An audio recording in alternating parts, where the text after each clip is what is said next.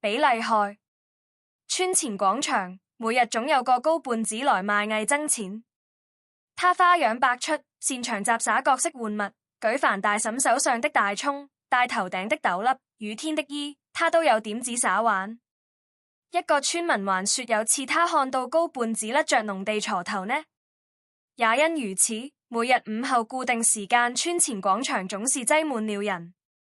村民們看了高胖子的表演，無不歡聲雷動，鼓舞嬉笑，這也是村子裏最熱鬧的時刻。一日，一如既往，高胖子在村前廣場賣藝。一個矮瘦子走過來，問道：這是幹了個啥？你看那高胖子，各種雜技，好不生動。矮瘦子端看良久，不屑道：此等功夫有何困難？說完，矮瘦子便跳到高胖子旁，他脫下外袍，露出滿身肌肉。看好，這才叫真功夫。說完，矮瘦子便大喝一聲，使出了一套異形拳，掌風呼呼，拳拳到肉。矮瘦子俯身蹲低，躍然一中，一氣呵成使出鴛鴦連環腿。只見雙腳踢踏連舞，在着地瞬間順腳將高胖子手中的玩物踢向一邊。村民見着歡聲雷動，無不尖叫道好，紛紛打賞矮瘦子幾個銅錢。找渣麼？高胖子生財之道被斷，自然怒不可遏。功夫自在人心，我看閣下還是另選他處謀犯吧。矮瘦子笑道：不對，不對，我比你厲害。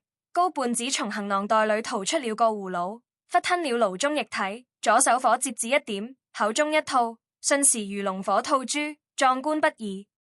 此等雜技又何掛齒？矮瘦子向村民道：那位村民，借劍一勇。一個村民便速速從家裏帶了把劍來。矮瘦子接過劍，又舞了一套太極劍，劍身銀銀閃動，如陰陽柔和，如疾風，如徐林，緩快漸刺，看了當真舒服。一套舞完，劍滑入鞘，矮瘦子才道：如何？我才厲害。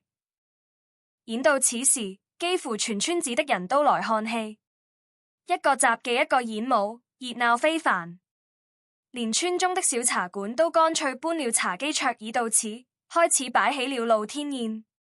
頓時茶香四起，零食碎嘴聲不絕。我厲害！高胖子怒道：瞎說，瞎說！我才厲害！矮瘦子不讓。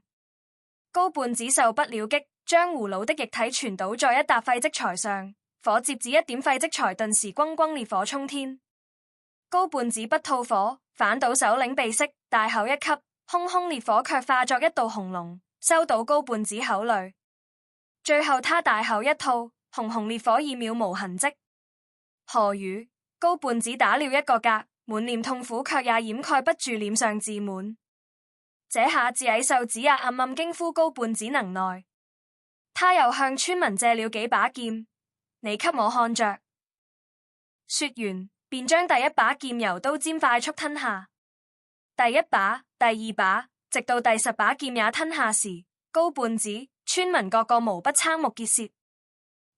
我才是最厲害的。矮瘦子也面露痛苦，但也異常自滿。我比你厲害，無論如何，高胖子都不能輸。這是他的謀生飯碗。我才比你厲害，這面子無論怎麼樣矮個子都不能割下。一來一往，終於說不通了。兩人如市井潑皮般扭打一塊兒，拳腳相向時仍不忘比誰厲害。直到兩人鐵頭互撞，高胖子吃了痛，打了一個大嗝，一瞬間高胖子如消風氣球般快速縮小，而矮瘦子也吃了痛，身子卻突然像竹竿般又高又直。一旁壓茶盒果子的村民道：妙極，妙極！高胖子吞火曳過氣成了個矮瘦子，矮瘦子吞劍撐高成了個高胖子，真係有趣。高胖子和矮瘦子互相望着，眼前的形象在不久前還是討厭的人，結果現在自己卻變成了那個樣子。兩人自慚形穢，在村民的嬉笑散罵中狼狽逃去。這件事情也成了村子的笑話，久久不能停矣。這個故事真有趣。高胖子和矮瘦子之間的競爭不僅充滿了幽默感，還展現了他們各自的才華與自尊心。最後的轉變更是讓人捧腹大笑，兩人的角色互換讓整個故事達到了高潮。故事主題：競爭與自尊。高胖子和矮瘦子都希望證明自己更厲害，卻因為這種心態最終導致了意想不到的結果。幽默與反轉，故事中不斷的比試和最終的角色互換，讓整個情節充滿了幽默感。角色分析：高胖子擅長雜技，善於吸引村民，對自己的表演充滿自信。矮瘦子雖然身材矮小，但擁有強大的武功，對高胖子的表演持貶低態度。故事結尾，兩人最終的狼狽逃去，讓人思考競爭的意義，也提醒我們有時候過於在意面子會導致意想不到的後果。